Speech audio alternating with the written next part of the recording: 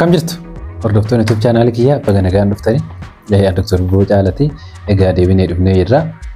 Har'a akkuma mata duree irratti argitanii mata duree gosoota karoora maatii keessaa isa kamtu carraa ulfa gadaamessaan alaa akka uumamuuf saaxiluu danda'a yookaan immoo kamtu riskii ulfa gadaamessaatiin alaa akka uumamu gochuu danda'a kan jedhu kanan isinitti himu dhufe.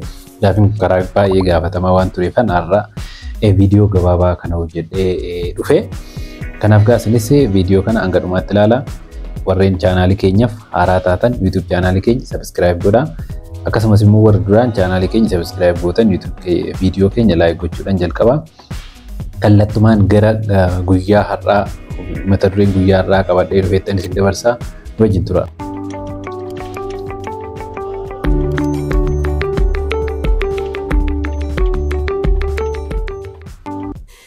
Egaa hordoftoota keenya akkuma yeroo garaagaraa isinitti himaa turre gosoota karoora maatii gosoota hedduu qaba. Inni karoora maatii kan yeroo gabaabaa jira, kan yeroo dheeraa jira, maloonni uumamaa jiru, maloonni namtolchee jiru, kan umurii guutuu jiru, hedduu isaaniitu jira. Yeroo garaagaraa isinitti himaa ture. Warri kan dura hin argin yoo barbaadan dhaqxanii ilaaluu dandeessu viidiyoo duraanii. Egaa hundi isaaniitu side effect garaagaraa qabu. Karoorri maatii hedduun isaanii side effect garaagaraa qabu. Egaa wanti side effect hin qabne hin jiru. Akkuma san karoorri maatii side effect garaagaraa qaba. Garuu ammoo side effectiin hedduun isaa kan nama yaachisu miti jechuudha. Kan nama yaachisu muraasa jechuudha. Achi keessaa inni tokko side effectii nama yaachisu keessaa inni tokko ulfa gadaamessaan alaa yookaan immoo ectopic pregnancy isa jedhamu kanadha jechuudha. Kanaaf har'a anis isan isinitti himuu dhufe. Karoora maatii keessaa isa kamtu carraa ulfa gadaamessaan alaa kana fiduu danda'a an jedhu kanan isinitti himuu dhufe jechuudha. Side effectiin biraa side effectiin xixinnaan jira. Kan akka mataa dhukkubbii, harma dhukkubsuu, marsaa laguu jeequu, qaama saalaa goggogsuu, finniisatti baay'isuu, ulfaatina hir'isuu dabaluu. Akkanaa kun hin jiru jechuudha xixinnaawwan kun. Haa ta'uti garuu serious kan ta'e samaa'u side effectii seriousii kan ta'e isa kanadha jechuudha. Ulfa gadaamessaan alaa yookaan immoo ectopikii isa jedhamu kana jechuudha. Maaliif wanni kun dubartootarree akka baay'ee miidhuu danda'a jechuudha yookaan immoo akka lubbuudhaan darban illee godhuu danda'a jechuudha. Ulfi gadaamessaan alaa baay'ee seriousidha baay'ee. Kanaafan isa kana qabadhee dhufe. Kallattiidhaan gara mata duree sanitti darbuun dura garuu ulfa gadaamessaan alaa jechuun maal jechuudha kan jedhu kana beekuun barbaachisaadha. Gara fuulduraatti waa'ee ulfa gadaamessaan alaati irratti viidiyoo qabadheen dura garuu har'a hiika isaa qofaan isinitti himaa jechuudha. Ulfa gadaamessaan alaa yookaan ectopic pregnancy jechuun dubartiin takka walqunnamtii saalaa raawwattee fertilizationin gaggeeffamee zaayigootiin uumame. Zaayigootiin sun silaa akka seeratti deemtee dhaqxeet dhaaba gadaamessaa keessoo dhaaba gadaamessaa keessatti qabatti jechuudha. Achi boodadha guddinni kan itti fufu. Ectopikii kana gaafa ta'u garuu zaayigootiin kun keessoo dhaaba gadaamessaatti qabachuun hafeet keessoo dhaaba gadaamessaatiin alatti qabatti jechuudha. Commonly eessatti qabatti ujummoo ovaarii yookaan immoo tubal pregnancy isa jedhamudha jechuudha. Bakki ectopikii keessaa gadaamessaan ala keessaa bakki commoniin achi jechuudha. Bakka biraarree ta'uu danda'a, garaa keessarree ta'uu danda'a, bakka biraarree ta'uu danda'a. Garuu hiikni isaa akkasidha jechuudha. Hubannoodhaaf akkasinidha ta'uufan kana isinitti hima. Egaa kanatti aansuudhaan mee karoora maatii keessaa isa kamtu waan kana fida kan jedhutti gaafa deemnu IUCD. IUCD dha jechuudha riskii kanaan qabu. IUCD jechuun intrauterine device kan jedhamudha. Kana dura isinitti himeen ture karoora yeroo dheeraa keessaa isa tokkodha IUCD'n kuni. IUCD'n kun gosa lama qaba. Copper IUCD fi hormonal IUCD jedhee bakka lamatti qoodama jechuudha. Copper IUCD fi hormonal IUCD jedhee bakka lamatti qoodama. Hormonal IUCD sun waggaa 3 hanga 8 kan tajaajilu yoo ta'u, copper IUCD'n kun immoo waggaa 10 fi waggaa 10 hanga 12 tajaajila jechuudha. Commonly kan fayyadamnu copper IUCD jechuudha.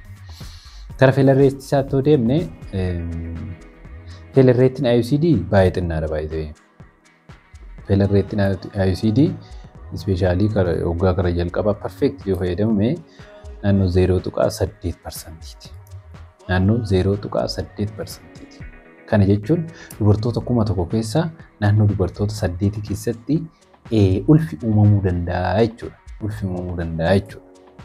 So kaamma riskii kana hin fida IUCD tu riskii kana fida mala kaanirraa isa jenne kana irratti wanti hubatamuu qabu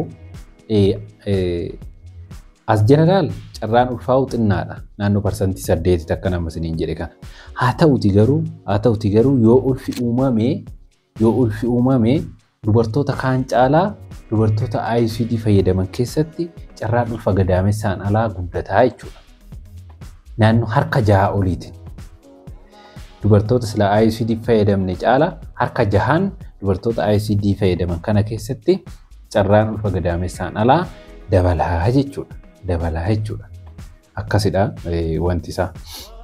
Kanaaf mee maaltu riski faaktoriin kun feelariidhaaf maaltu riski faaktorii ta'a yookaan immoo IUCD'n akka feel godhee ulfi uumamuu maaltu godhuu danda'a kan jedhullee beekuun barbaachisaadha jechuudha. Wantoota lama wayiitu jira.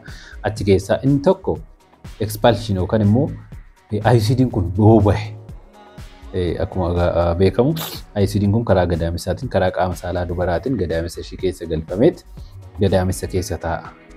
Garuu fiixeen waan sanii gara alaa karaa qaama saalaa dubaraa keessatti karaa saniin cheek ta'a jechuudha. Kanaaf yeroo tokko maaltu ta'a hin bahaa jechuudha. Karaadhuma qaama saalaa dubaraa sanii gadaamessa keessaa loo'ee bahee badaa jechuudha. Baheetuma bada. Isheen hin agartu. So isheen fayyadamaan jira jettee inni baheera ulfumamaa jechuudha.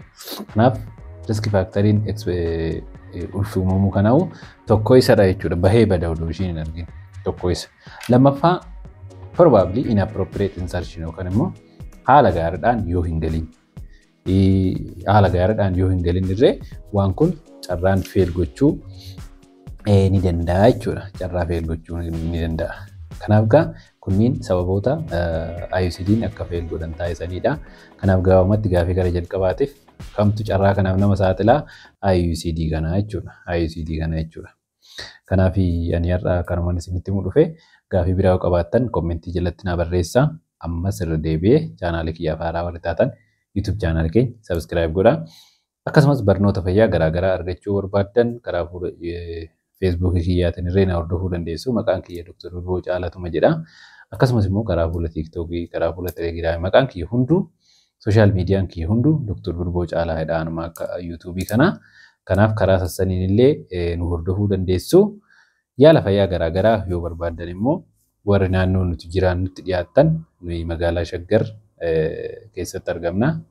Magaalaa Shaggar kutaa magaalaa Sabbataa aanaa Moglee kilinika giddu galeessaa wiirtuu kan jedhamu keessatti sa'aatii tokko ni argamna. Achitti qaamaan nu argachuu dandeessu. Gaafii yoo qabaattan gaafadhaa. Fayyaan isinirraa fagaatin.